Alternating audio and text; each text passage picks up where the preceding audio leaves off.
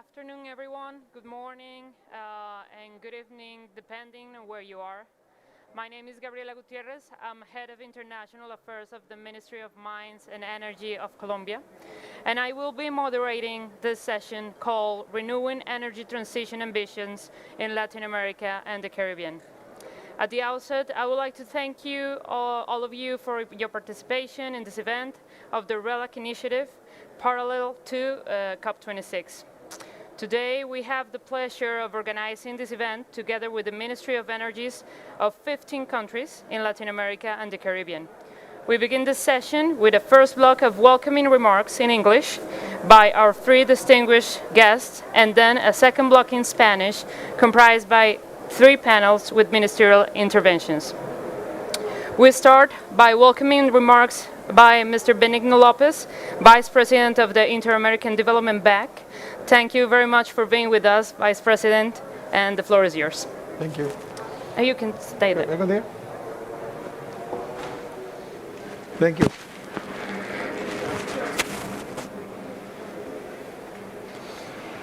Good day to everyone. It's an honor for the Inter-American Development Bank in his capacity as the Technical Secretary for RELAC to welcome you to this event within the framework of COP26, where the commitment to a more sustainable future for the region will be reaffirmed through a greater incorporation of renewable energy into electricity systems. I also extend a warm welcome to the Ministers and Secretaries of Energy of the countries that have decided to join the initiative today under the framework of this climate convention and declare their contribution to the regional target of 70 renewables by 2030. The setting for reaffirming the proposed sectoral renewable energy targets could not be more propitious. We are gathered here at Glasgow as sister nation with a common goal to prevent the collapse of the planet as we know it, and to give the next generation the opportunity to enjoy the ecosystem that has sustained for millions of years. It is those next generations that will judge us for our actions in humanity-defining decade. A decade to accelerate the energy transition and finally decouple the growth of our economy from the use of fossil fuels.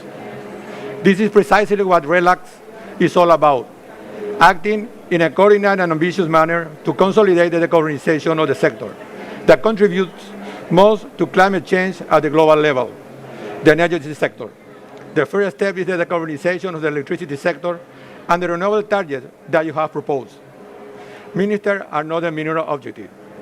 On the contrary, they represent the best response to a clamor of the new generations who are demanding that we are quickly and firmly in the force of the most important crisis of our time.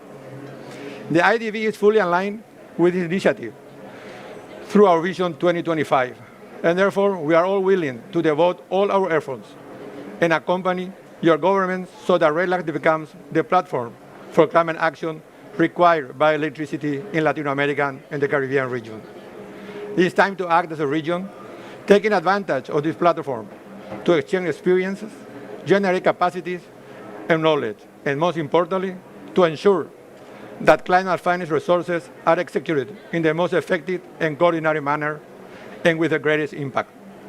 I congratulate you once again on this decision, a decision that marks the beginning of the road to net zero.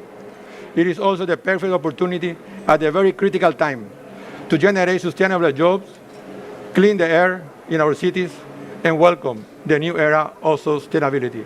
I hope you enjoyed the session. Thank you very much.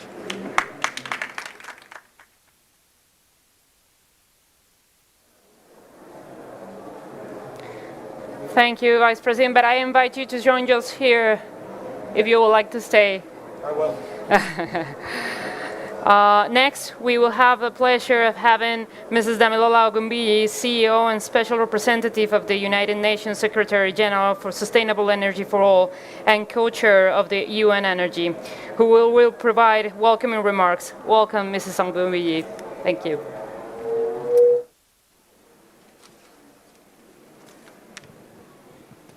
Thank you all for joining us today. Special thanks to the ministers that have taken time out of such busy schedules from Honduras, from Costa Rica, and from obviously our friend in Colombia for just joining with us today for something 24 months ago we would have thought was impossible. RELAC coming together and saying 70% of the electricity would be by renewables.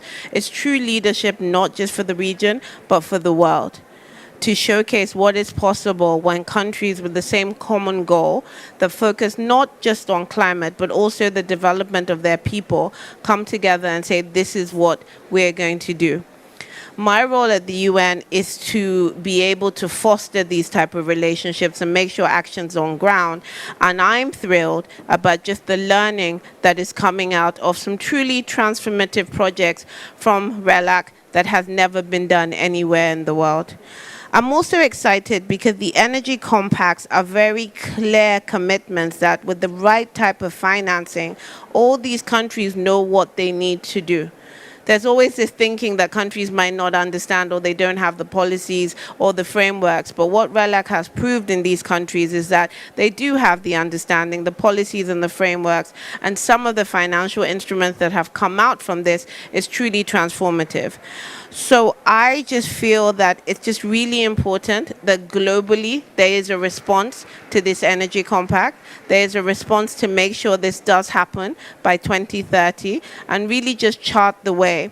And ourselves as the SDG 7 Pavilion and the UN are here fully supporting every single country in this compact and trying to get more countries into the compacts. Because what we've had at RELAC is a RELAC compact, but most of these individual countries have also given us their country-specific energy compacts, showing really clearly the actions on ground that they need to do to achieve Sustainable Development Goal 7. So thank you so much for listening to me today and really look forward to the panel discussion. For being here.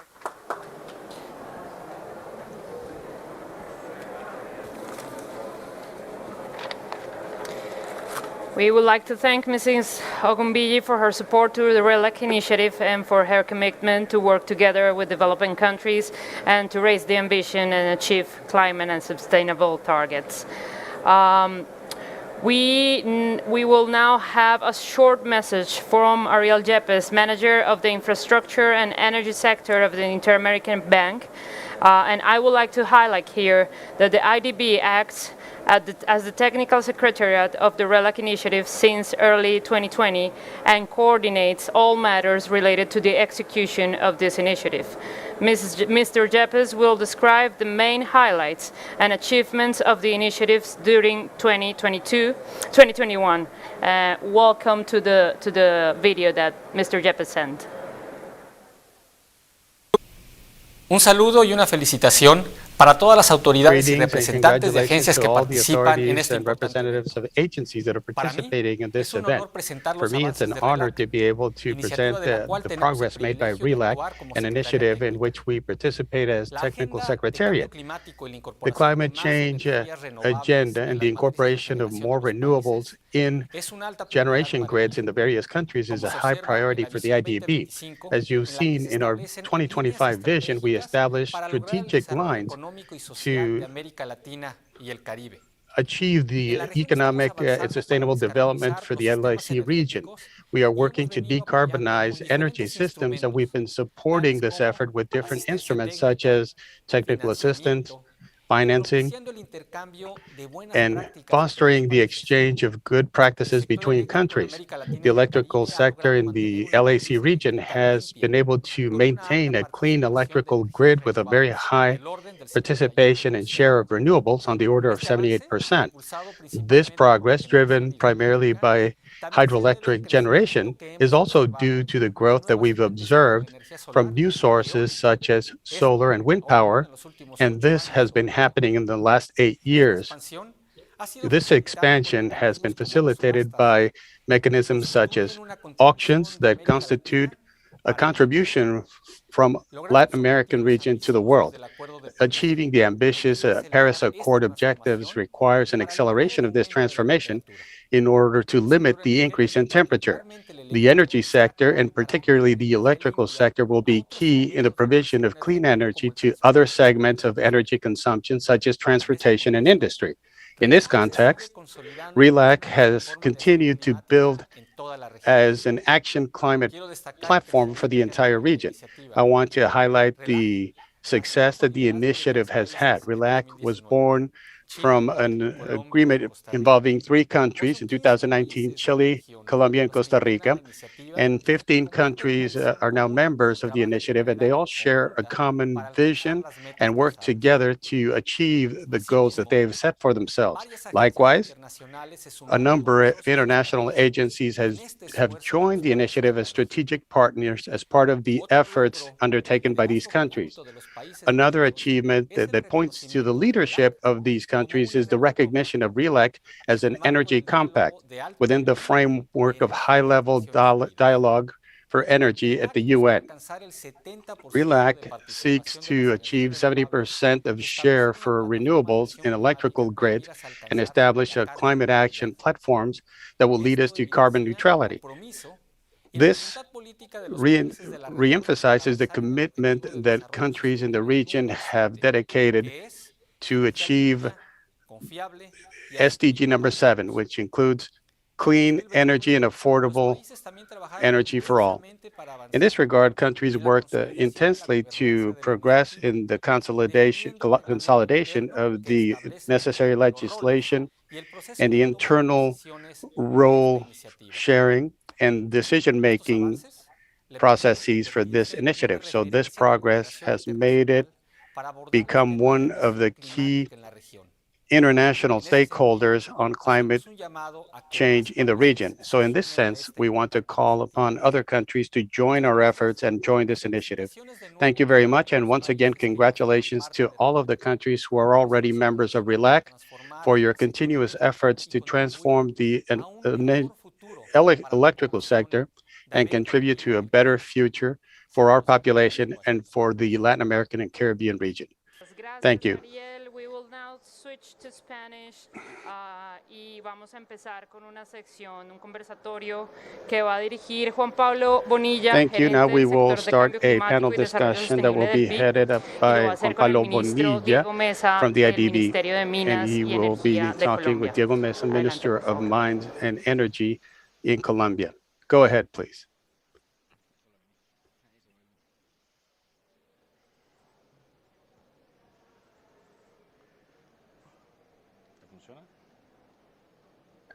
Is it working?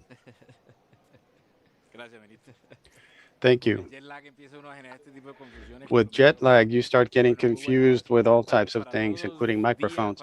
Good afternoon to everyone. Good day to many of you who are listening to us from Latin America and the Caribbean. As our Vice President of Sectors said at the beginning, now Ariel Yepes, the Technical Secretariat Presidency for RELAC has been a great honor for us, and we want to thank all of the RELAC representatives on behalf of the IDB for allowing us to support you in your efforts. We've seen a tremendous amount of growth. As Benigno said, you started in 2019, and now we have 15 members in the region that are part of RELAC, and we are also joined by Jim Scriven, the CEO of IDB Invest, and that's the private division of the IDB. So this is just another sign of the commitment that the IDB has to energy transition and everything that we will be discussing at this COP26 forum, how to get to 2030 and then think about how we get to 2050. I'd like to congratulate you and the government of President Duque for the progress you've made and that we've seen in the various panels. And I spoke about 2030 and 2050. For many people, 2050 is still far off, and we're still talking about what we need to do for 2030. And I wanted to ask you, What has your country done to face both fronts? Well, it's a pleasure to be here. Thank you for the invitation. And I want to take the opportunity to greet all the colleagues who are joining us from different countries and thank the IDB and IDB Invest for their support. They have been a huge partner for us in this energy transition, not just for Colombia, but at the regional level, and also the RELAC Secretariat. I think that we've done a great deal. I'll focus on just a few specific points geared towards 2030. President Duque had committed to continue the commitments aligned with the Paris Accord in terms of reducing CO2 emissions by 20% by 2030, but he decided to increase or highlight this commitment and in fact increase it to 50% in terms of the emissions for Colombia for the year 2030. And this requires multiple attacks on different fronts. As we've already discussed, the energy transition is thinking about reducing global emissions on the order of 70 to 90%. And in that sense, Colombia has a very important task before it. In Colombia, we are starting with conventional renewables. We started in 2018 with a very low base. We only had two non-renewable projects, one wind farm and a solar farm. This was only 2.3% of the total share for our electrical grid. But thanks to the IDB's technical assistance, as well as the support from other agencies, we established a very strong public policy that is very clear. We improved the fiscal mechanisms to attract better investment. As Ariel mentioned, we used an auction program and public bidding process, which allowed us over the course of 3 years through 3 auctions that we've developed to say that we now have adjudicated more than 2,800 megawatts of installed capacity. So we've multiplied by 100 the capacity that we had in 2018. And we will be multiplying this factor by 20 by the end of 2021, which will increase by 2022 and 2023.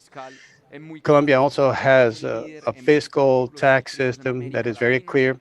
Today, we are number one in the sale of electric vehicles or hybrid vehicles in the LAC region. Yesterday, we published the sales information for vehicles in October, and 2020 was the greatest year in our history in terms of hybrid and electric vehicle sales. We've also undergone a very important adaptation project. Yesterday, we announced that we were going to join the 30 by 30 partnership, having 30% of Colombia's national sovereign territory protected. And we will be accelerating this, even though it's geared towards 2030. Our president would like to achieve this before he ends his term, and that is scheduled for next August. So what's our view towards 2050? We've been working on new energies, new technologies, and I want to highlight that first and foremost, the wind projects, Costa Fuera, we were the first country to adopt the technology in the Latin American Caribbean region. We are currently in the process of designing the regulations to be able to undertake these projects in Colombia. Second, hydrogen. We've already launched, with the support of the IDB, the roadmap for hydrogen for Colombia with specific objectives that are projected out to 2030 to 2050, both for green and blue hydrogen. I also want to talk about what we've done in terms of storage at scale with batteries. We undertook our first auction with batteries in the LAC region. And there's a great opportunity not only to support the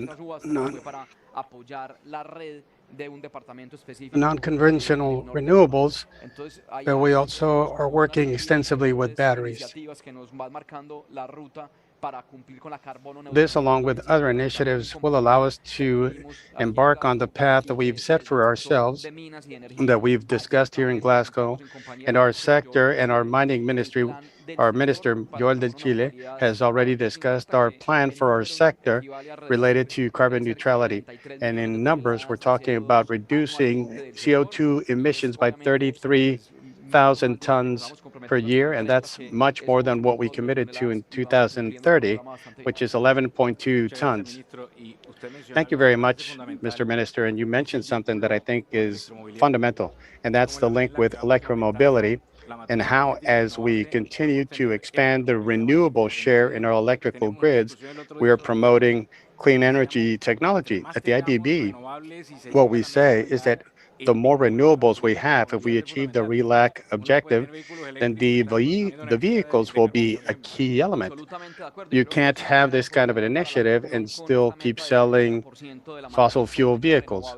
Exactly. So we're on our way to achieving a very large share of renewables and non-renewables for our electrical grid systems. And this is the perfect opportunity for us to establish sustainable electromobility. And in this case, we can guarantee that all of the sources can be 100% clean. In Colombia in particular, we were talking about this yesterday, even though it's a net exporter of energy, the energy sector is not the key contributor to emissions. We are the fourth sector, and above us, we have the agricultural sector, the deforestation issue, which is rather complex, and the transportation sector. So electromobility for Colombia is absolutely critical in terms of trying to fulfill the commitments that we have committed to. The other thing relates to research and adaptation, and if indeed everything that you're mentioning does in fact cause mitigation and reductions of emissions, I think that you need to expand the renewables base, as you stated, but you also need to adapt them to diversify the risk of the electrical grid to natural occurrences. I thought that was fascinating. Absolutely. In Colombia, we have high reliance on water. And right now we have a lot of hydroelectric dams, and that means that we have a very clean mix. But at the same time, it means that there is that reliance. And because of where we are in the world, we are exposed and vulnerable to weather patterns and the kinds of weather events that affects our region. This is why with renewables, we can complement what is already in the system. It makes it more resilient and essentially means that we have a much more secure and safe system. We have the scientific evidence on how this is all helping us. Obviously, we see that with El Nino and with droughts and with strong winds and with others, we see that all of these weather patterns are affecting us. And of course, there's a need to balance all of this depending on what we're exposed to. Now, we need to continue to be innovative and think about how we can use our water resources as a kind of natural battery in order to help with the variability and the intermittence that we see in renewables by using these hydroelectric dams and making sure that they're all working together. Well, great. Well, the idea for getting this conversation going was to also have the Minister of Costa Rica, Andrea Mesa, with us, but she said that unfortunately she wasn't able to make it. But with Andrea in Costa Rica, we have worked a lot on the decarbonization plan supported by the IDB, and it had to do with a fair transition and the green jobs that we're thinking about for the future. And Minister, we talked a lot about that because we wanted to show that that is an opportunity and how the post-pandemic recovery can create a great deal of jobs in this industry. I saw a tweet recently on all of the different wind turbines that were coming in and just seeing how beautiful it was to see how this transition could lead to new jobs. In Colombia, what do you think this looks like, the green jobs? What does that mean for you?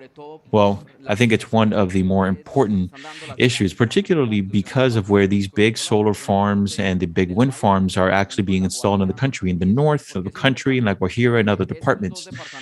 And this all matters because these two departments are the main sources of thermal and coal producing regions in Colombia. And as we go through this transition and through decarbonization, well, naturally, there is going to be a reduction in coal demand. And so we need to start to see in these regions how we can address this. 35 to 45 percent of the GDP actually comes from coal. And so we need to make sure that we include that in the transition.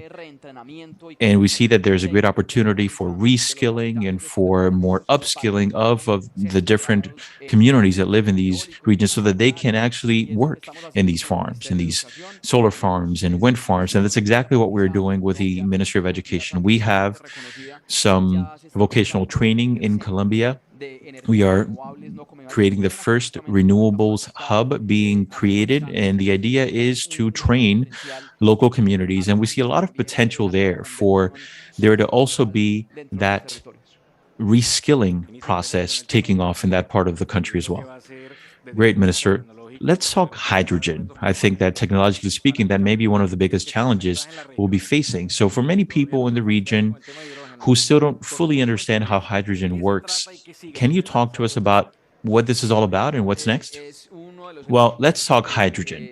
Hydrogen is ultimately one of the most intensely used elements in the industry. And just give you a simple example, when it comes to refineries, we have 2 refineries in Colombia, and hydrogen is used to reduce sulfur in fuels and to ensure that these are cleaner fuels being produced. However, that hydrogen that comes out of the refineries come out of a chemical process that uses natural gas in a reformed methane, and then that creates a lot of CO2 emissions. So there's a lot of potential there to create more green and clean hydrogen. We won't get too much into the details, but basically it means that you can split up the molecules and bring out some of the oxygen in it using renewable energies, similar to what we're doing with electromobility. And in Colombia, we pretty much have it all. We can be a great and major green hydrogen producer. We have a lot of wind, we have a lot of sun, and that means that we can start to move hydrogen that is gray hydrogen outside of the refineries and start moving towards green hydrogen. We heard the announcement of the first green hydrogen project in a refinery in Cartagena coming up next year, and that's just one example. We can also think about other types of industrial uses for hydrogen in energy. For example, we know that it can decarbonize these hard to abate sectors and petrochemicals in order to produce also ammonia. And also we're looking at one of the main gas transportation companies in Colombia. We're looking at a mix of green hydrogen along with some of the other elements in the systems. All of this tells us that there's a lot of potential there. Of course, as technology prices continue to go down and as we start to tap more into our natural resources in Colombia. Well, Minister, that sounds great. Let me commend you for everything that you're doing, and especially what the message that we're sending as a region. I think that right now we're celebrating regional integration and support between different countries in Latin America and the Caribbean so that we can continue moving forward on this road. Well, thank you very much. I would like to tell everyone that the climate crisis, and Minister Joel and I talked about this, for us seems to be a great opportunity. This is a great opportunity for our region in order to tap into our renewable and natural resources throughout our region, to also make sure that we leverage biodiversity and also the wealth of resources that we have in the Amazon basin, and to continue to improve lives for everyone that lives in our region. I do believe that in the end, what we want to do is make sure that everyone benefits from this effort. Thank you.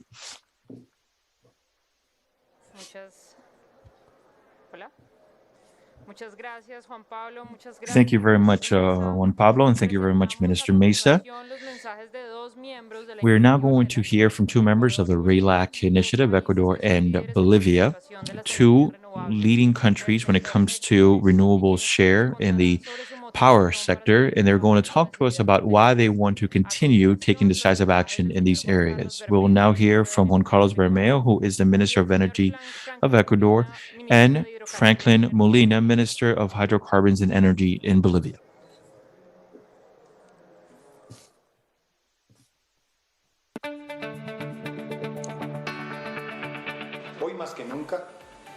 Now, more than ever, Ecuador is committed to the sustainable green transition. We reiterate the commitment that is part of the Declaration of Principles of RELAC to increase renewable share by 2030. As a country, we far exceed the regional target of 70%. Currently in Ecuador, over 90% of power generation comes from the use of water as well as wind and solar. By 2030, we're going to include approximately 2,000 megawatts of the power generation coming from non-conventional renewables and more eco-friendly sources. We have three main renewables projects focusing on making sure that we can capture interest from private stakeholders in order to scale up our renewables, which also will lead to approximately $1.9 billion in investments. We are committed to working hand in hand with RELAC member countries in order to achieve our proposed target. This will undoubtedly create a better future for new generations. Very good afternoon, everyone. We are very pleased to be part of this very important event. And would also like to state that the plurinational state of Bolivia has been taking a number of steps for the energy transition. We have created a number of different mechanisms and designed steps to mitigate climate change. In these steps, for example, we have issues pertaining to the energy industry, introducing new measures like electromobility and distributed generation. And at the same time, a number of different engagements and projects that we are developing and scaling up in our country to achieve an energy mix that has a diversified set of sources, but also by focusing on renewables. Bolivia reiterates our declaration of principles for RELAC with a goal of reaching at least a 39.2% of penetration for renewables by 2030, with installed capacity for renewables projected to 2030 of 2.7 gigawatts. To achieve this goal, there are new energy projects that are underway that are going to help also phase out the thermal power generation and also will help to reduce greenhouse gas emissions. This comes from a national plan to achieve that energy transition as part of the agreements that we have all adhered to. This is an ambitious plan, seeing as our goal is to have an energy mix that is predominantly based on renewables by 2030.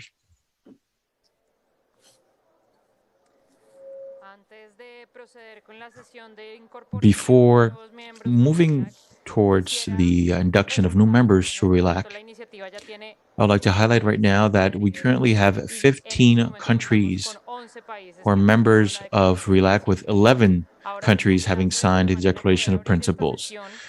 Now it is a pleasure for us to open this segment by welcoming three new members to the RELAC platform: Panama, El Salvador, and Nicaragua. As a matter of fact, these three countries are already part of a regional power integration system that now they will also share a similar ambition in order to increase the renewables share in their energy mixes. Unfortunately, given all of the restrictions we all know, we could not have the representatives from the three countries with us in person. However, their ministers have sent us messages on what their plans are for increasing renewables in the country.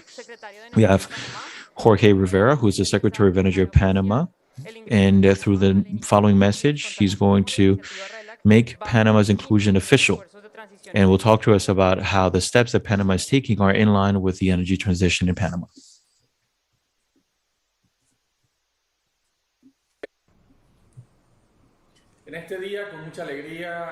Today, we are very pleased to formalize Panama's accession to the RELAC initiative. This is a pioneering initiative in the world, and we thank all countries who led the creation of this initiative and also commit to fully taking on the agenda as we look at 2030. Panama joins this initiative, representing that minimum 70% of our energy mix be made up of renewables. In our country, we currently surpassed that amount and we want to continue moving forward together. Globally, Panama has been one of the 30 global champions of the high-level dialogue of the United Nations this year, and we are also part of the high-level commission on the energy transition for fair and inclusive energy transition. Also, as part of the Energy and Climate Alliance for the Americas, we're spearheading this process alongside others, and we look forward to the ministerial to be held in February 2022. The energy mix is continuing to increase its renewable share, focusing on the energy transition under our adopted plan based on the energy policy that was passed last year in November 2020. We are currently continuing to make headway with our work plan. That is going to allow us to continue with decarbonization, increase the digitalization, and we'll continue to democratize our energy sector, leaving no one behind. It also becomes a key tool for growth and for the reopening of our economy in our country and in our region. We are certain that this initiative will be able to reach other areas and also other countries. We encourage everyone to continue going forward and to continue to build our future together, to do it now and to do it boldly so that Latin America can be an example for the world. Thank you. Next, we'll hear from Salvador Handal, who is the Executive Secretary for Energy in El Salvador, as well as from Salvador Menzel, Minister of Energy and Mines in Nicaragua.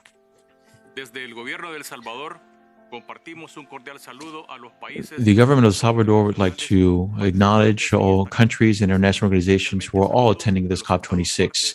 A special acknowledgement of the States Party of the RELAC initiative, as well as OLADE, IDB, and international agencies who all offer their support to continue to develop this important project. Deepening partnerships helps us to address shared challenges. RELAC, as a climate action platform, is going to help with reaching the energy transition in the region through an increased penetration of renewables. El Salvador has joined this important initiative by recognizing that the RELAC vision is dovetails with our commitments in order to increase renewables as part of our energy matrix, to also reduce fossil fuels, which are highly pollutant, and also by continuing to build up our green hydrogen capacity. El Salvador is therefore continuing to pave the way towards the energy transition for the rest of the power sector and are in line with the RELAC agenda that is in line with our 2020-2050 agenda based on a transition towards a future based on renewables, and it's building on its great potential in our region. We are convinced that our deep commitment to sustainability and diversifying renewables and the energy transition is going to help us achieve the 2030 agenda goals in a resilient way, which is why we appreciate the creation of this platform and look forward through this platform to creating new synergies and to be able to contribute to the energy transition in a comprehensive manner in our region. Thank you.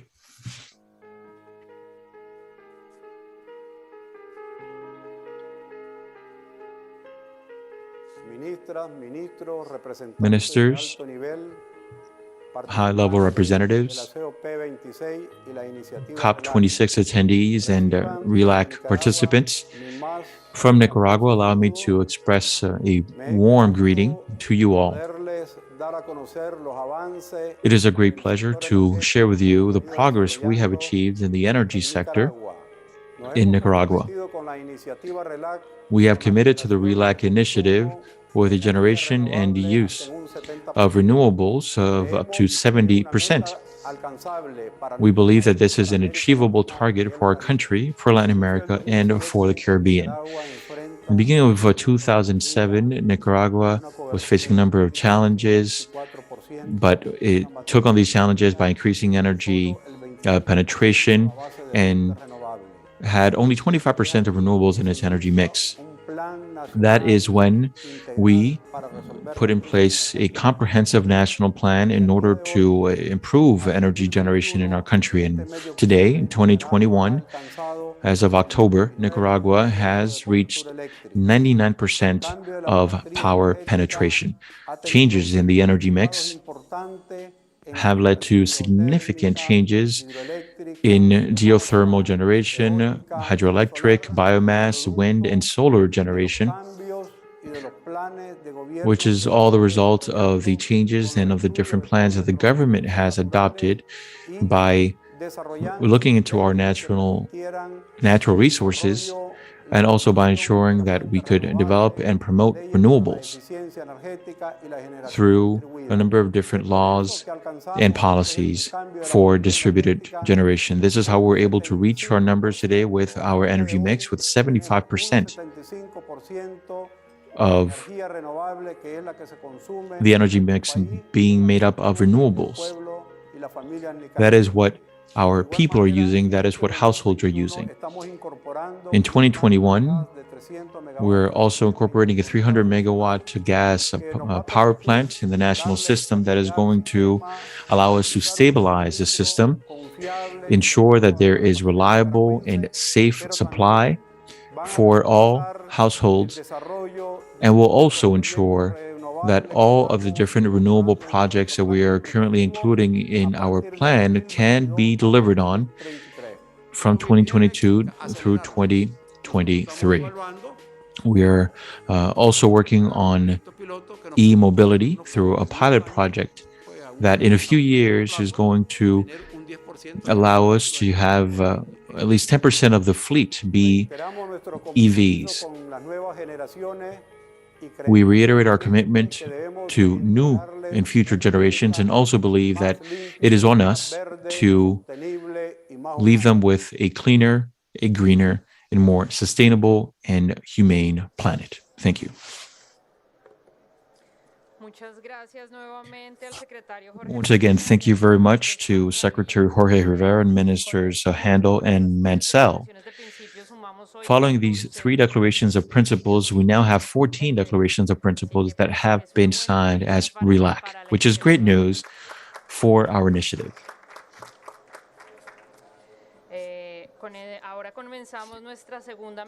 Now we're going to move into our second ministerial roundtable. I would like to ask Juan Pablo to join us and to help facilitate this second panel.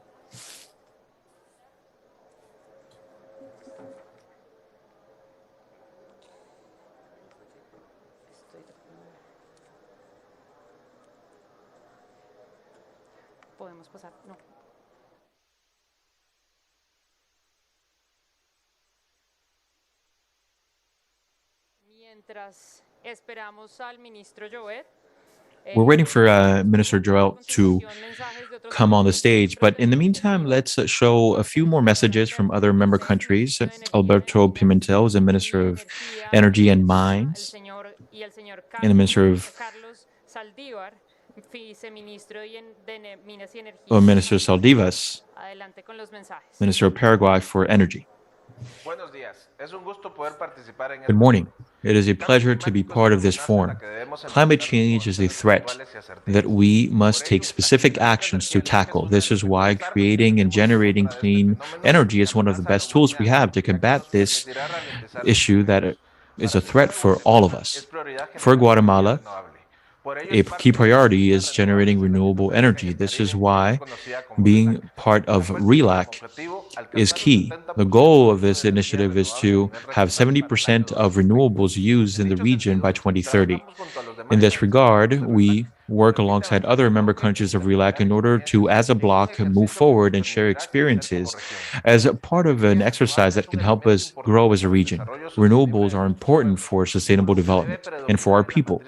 This is why it needs to be the predominant share in energy mixes in Latin America and the Caribbean. We had 69% of renewables as part of our penetration in Guatemala by 2019, and the goal was to reach 80% by 2030. This is a commitment that is going to be reflected in our NDC that we are currently presenting as part of COP26 in order to ensure that we have better tools to tackle climate change.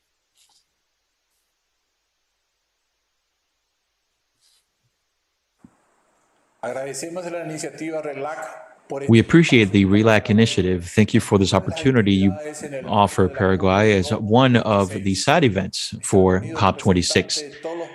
We have here representatives from all member countries in Glasgow, and we look forward to seeing agreements that can help us take faster action in order to achieve the Paris Agreement as well as the UNFCCC goals.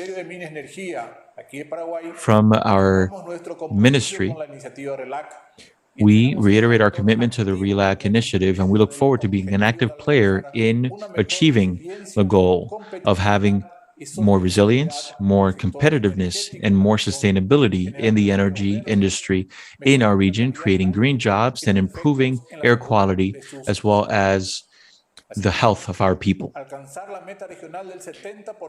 Reaching the regional target of 70% of renewable penetration in the energy mix in our generation is also what we are striving for. Our country is co-owner of the hydroelectric power plants in Itaipuco with Brazil and Aciretak with Argentina, respectively. And we also own the Acrai Dam, which has made us one of the top renewables producers in the world. Additionally, we also are the country with the highest per capita renewables production on the planet and one of the key exporters of these energies. Our country reiterates our commitment to completing the last mile in order to ensure that there is coverage for all and guaranteed and affordable and reliable and modern services for all, for current generations and future ones.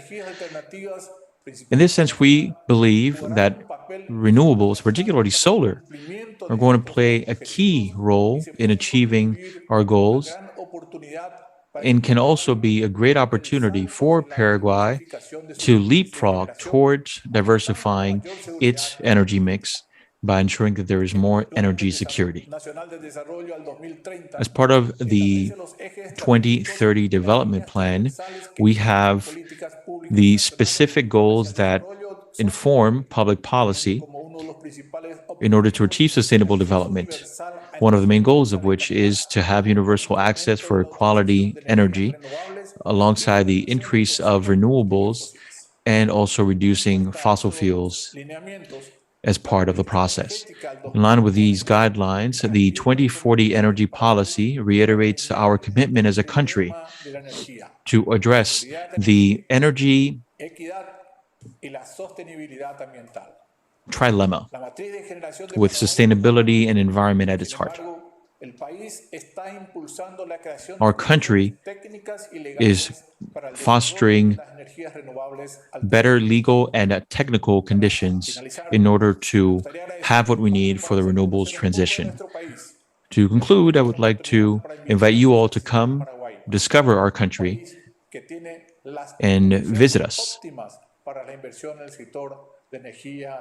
We have the best possible conditions for investing in the renewables energy sector. Thank you.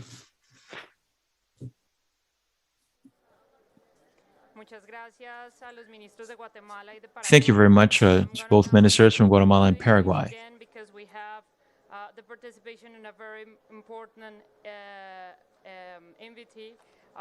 We have now Francesco La Camera, Director General of the International Renewable Agency. So, Mr. La Camera, the floor is yours.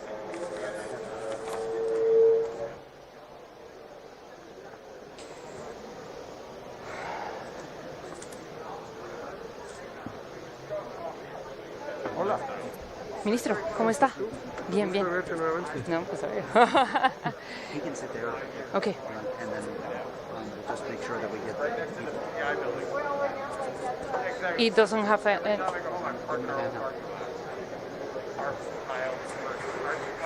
¿Cómo vas? Voy a estar en un panel, ¿no? Vas a estar en un panel. Sí. Perfecto. It's working? Yeah. ¿Y yo? So, buon pomeriggio. Good afternoon, everyone. No problem. So it's really a pleasure for me to be with you today.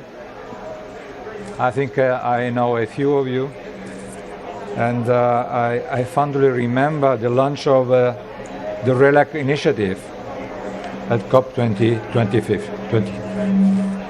Buongiorno. Today, the importance of this initiative is even more evident, as it reflects the region's deep understanding of the energy transition and a vision for a different energy future. ARENA supported the initiative since the very beginning, and we remain committed to contributing to its success.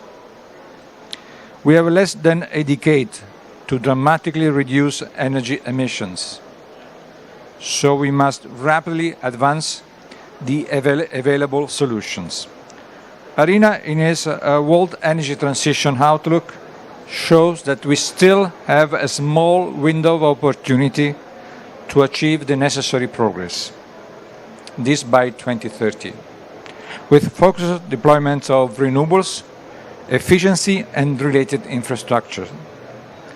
We also show that the 90% of decarbonization solutions in 2050 will include renewables, electrification and efficiency that will be the key drivers. And this will be enabled again by renewables, green hydrogen and sustainable bioenergy. And this pathway will bring multiple benefits. Most importantly, good and stable jobs. ARENA shows that in 2020, 12 million people worked in renewables, an increase of 500,000 compared to 2019. And we are talking about the year of the pandemic. This number can triple by 2030, and the RELAC initiative is poised to bring such benefit to the Latin America and the Caribbean region. The region hosts some of the world's most dynamic renewable energy markets, and more than a quarter of its total primary energy supply is already coming from renewables, twice the global average. Still, there is a tremendous potential for further develop renewable technologies. We estimate that 90% of renewable resources remain untapped. But a major concerted effort will be needed to realize this ambition and develop an energy system that provides not only a clean and reliable supply, but also sustain resilient and inclusive economies and societies. Renewable production in the region is highly dependent on hydropower, which climate variability is putting under threat. Protracted drought, significant variation in temperature regimes, and more frequent and severe weather events are making Latin America and the Caribbean among the regions most challenged by extreme hydrometeorological events. For this reason, it is even more important to continue exploiting the complementarity between hydropower and variable renewable energy sources as a key leveraging factor for all renewables in the region. And we need to look beyond power to deploy renewable solutions in end uses where decarbonization options are still limited. In this regard, green hydrogen, and we have here a minister that represents a country that is aiming to be a leader in this field, will play a crucial role. Many plans and strategies are in place, but we need to translate this into action to rapidly reduce costs and create a global hydrogen market. ARENA is working with the World Economic Forum to develop green hydrogen roadmaps that provide concrete steps for action. We have already completed such roadmap for Europe and Japan, and others are under development. These, of course, include the region, given a vast potential for green hydrogen and high political ambition. So, dear friends, the Renewable Energy for Latin America initiative is one of the most ambitious regional targets worldwide, and it is a clear evidence of the effort that countries in the region are taking to achieve a net zero energy future. ARENA, with a mandate of driving the global energy transition with renewables, is here and ready to work with its members and all relevant stakeholders from the region along the challenging but rewarding journey. In this respect, I'm also happy that now I can say that we have launched a new facility with the Abu Dhabi Fund for Development. So we'll raise 1 billion for investment. That is not a tremendous number, but it's 50%, just to give a sense of the measure of what was invested in Africa last year. So, and I think that this facility can be also useful for the project in the region. To conclude, and perhaps to repeat what many have said, we have a once-in-a-generation opportunity to shift towards a more resilient, inclusive, and equitable world. And naturally, we cannot miss it. Thank you very much.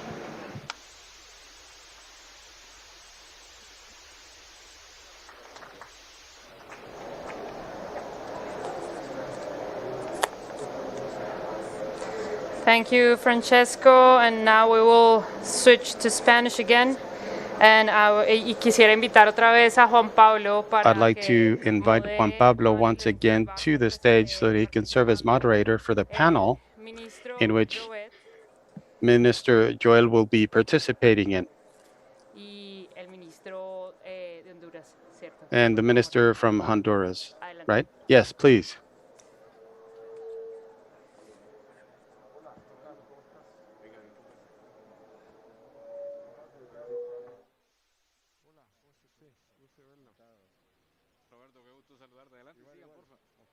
¿Lo hacemos en español esto? Sí, en español. En español, muy bien. En español. ¿Está bien el sonido? Sí, no sé. Ok. Very well. Good afternoon once again. After the messages and opening remarks from the various ministers that you've already had, now live and direct, we have the ministers from Honduras and Chile. Roberto, Juan Carlos, welcome. As we mentioned during the previous panel, I would say that today's relax session is a celebration of how the ministers in the region are clearly giving a joint message about this important joint effort. And I'm going to pose the same question to the ministers from Chile and Honduras as I posed previously. And that is, what activities and strategies are you driving in your sectors in consideration of the deadlines that we've set for 2030 and 2050, starting with Juan Carlos? Thank you very much for the opportunity to participate, and I speak Spanish. I'll go slowly then. Very well. Well, first, I'm very happy that we are meeting face to face, and I'm very happy that Latin America is joining forces and rowing in the same direction. We are a region blessed with massive natural resources. Colombia, Venezuela, Argentina are fortunate to have hydrocarbons. Chile doesn't have hydrocarbons. We were poor in the fossil fuels of the past, but we are very rich in the fuels of the future. And what we're basically doing is capitalizing on this potential to clean our own economy and use the surplus, because we have a great deal of natural resources, to be able to export them to the rest of the world. We're doing many things with very ambitious goals, but in summary, we're trying to work on being carbon neutral by 2050. We have a detailed plan for that. And the essence of this plan is that we will be decarbonizing our existing electrical grid. We're going to phase out coal, and this will happen by 2040, perhaps earlier. I think that it'll be achieved at the beginning of the 2030s.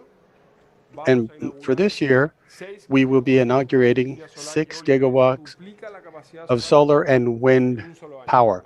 And this is twice what we had in existing capability previously.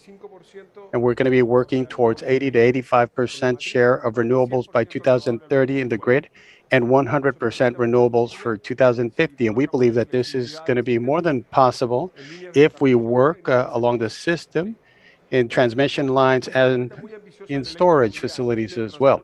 We also have ambitious electromobility projects in transportation. We have very ambitious goals. Many of them, the most symbolic perhaps, is that by 2035 in Chile, no other vehicles that use internal combustion engines will be sold.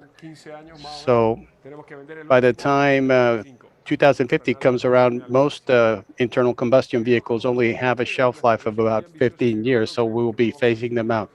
We're also conducting some ambitious hydrogen exploration projects. We have some of the largest deposits of hydrogen, and we are very interested in investing in that industry in Chile. The last thing that I want to mention relates to energy efficiency. We talk very little about efficiency, but in our carbon neutrality plan, energy efficiencies contributes between 30 to 35% of emissions reductions. So this is a resource that is underutilized, and we are capitalizing on it. We have legislation that we are about to enact to address that particular issue. That's just a summary to be brief, and I don't want to monopolize the conversation. Thank you, Juan Pablo. Good afternoon to everyone. I want to thank the IDB for the invitation to take part in this very important event.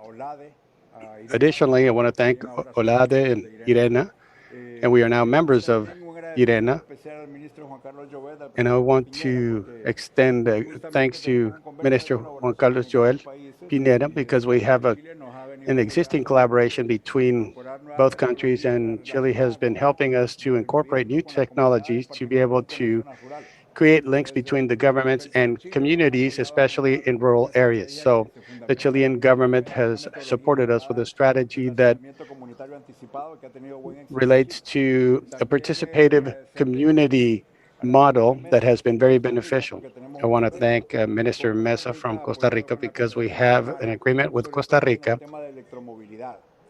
in collaboration with the German firm on electromobility. So we are already working with some RELAC member countries in these partnerships. Our Ministry of Energy is a rather young ministry.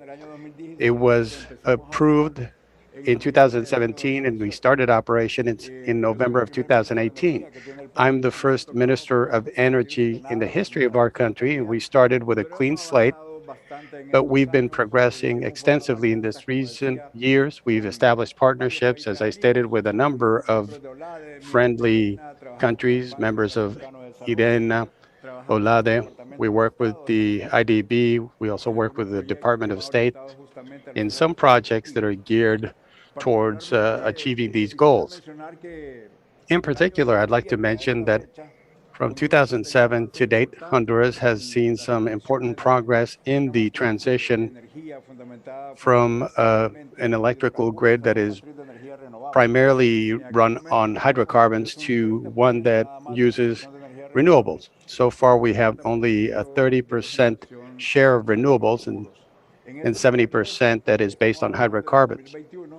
Now, we're talking about 2021, and we've been able, over time, to invert this, and our electrical grid is now based on a 60% share of renewables and the rest on hydrocarbons.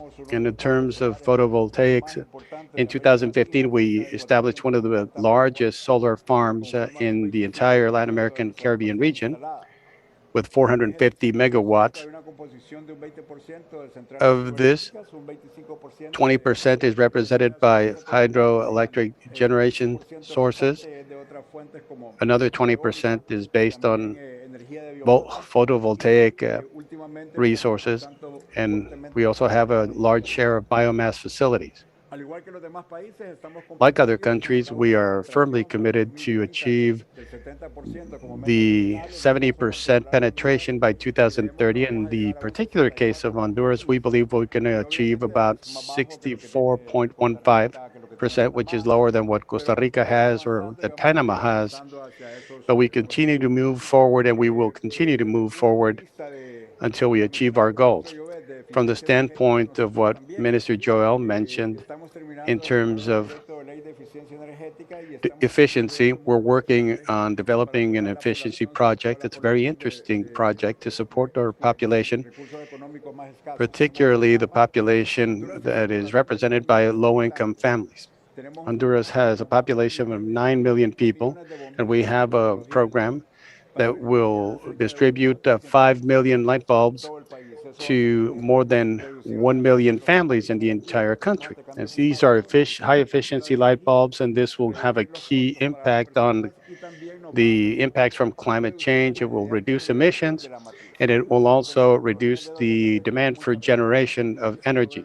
These technologies offer many advantages over conventional technologies. Regarding public policies related to this issue, recently in May, we established a roadmap for the energy policy for 2050. This is a roadmap that has been a product of a very interesting exercise. It involved many institutions, NGOs, organizations from civil society, indigenous peoples, and Afro-descendant populations. We have multiple ethnicities in our country, and this was the foundation for the development of this policy. And we worked across various channels to address the issue of climate change. I think that, as I stated previously, we've achieved a good amount of work in a relatively short time. And this is a country, in our country, we've already engaged in this exercise and a study on coverage for the entire country. Right now, we have a 20% deficit in coverage for the entire country. We're sitting at 80% coverage, and that's a very large deficit, and we are working extensively with indigenous and Afro-descendant populations, which clearly are the most affected by this deficiency in coverage. I'll leave my remarks there. Great, and it's great to also see what we started to talk about in the panel, cooperation and bringing countries together. And as we said, from the technical secretariat at the bank, we are ready to provide any support we can. And we see that there are different realities, and this is why it was so interesting to hear about the challenges in Honduras with indigenous communities in rural areas. Thank you very much for providing that information. Now, we do have time for one more question. This is going to be a tougher question for the ministers. I know that we're starting to see what recovery post-pandemic is going to look like. We're starting to see higher demand for energy and higher prices for fossil fuels. I know that when it comes to regulations, people talk about carbon pricing, carbon taxes, and reducing subsidies. With everything that you mentioned about hydrogen, what can we do in order to have that technology boost? Well, that's a great question, but I guess I could say this. There's one important thing that can sometimes be forgotten. That is that the government has to have a medium and long-term vision that is clear, that is bold. It needs to set the rules and then send signals of stability for the private sector, for investment. That's key. Projects usually are there longer than any administration is. And so if there's a change in policy with a change in administration, then the projects are not going to work. And that's important.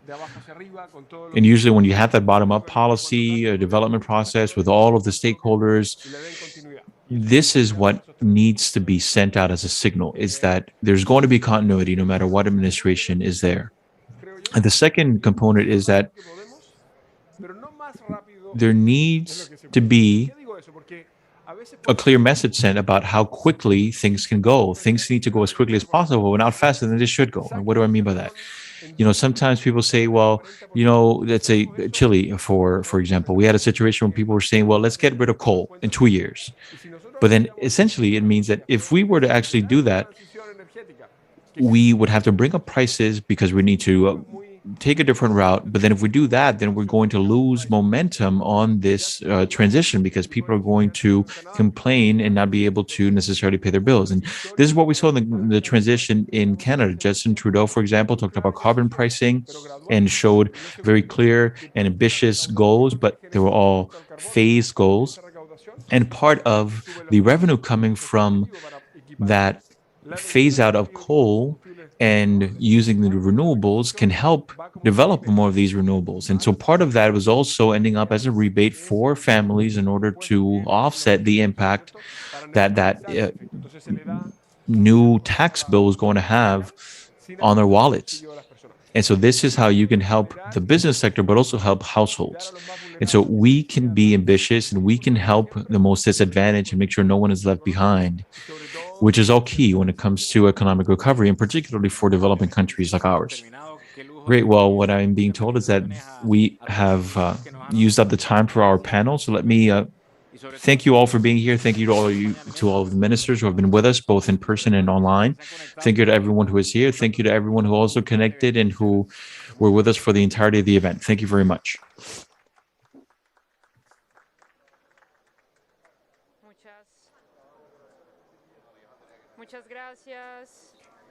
Thank you, Juan Pablo. Thank you, Minister Ordóñez, Minister Jobet. Thank you very much for being part of this panel.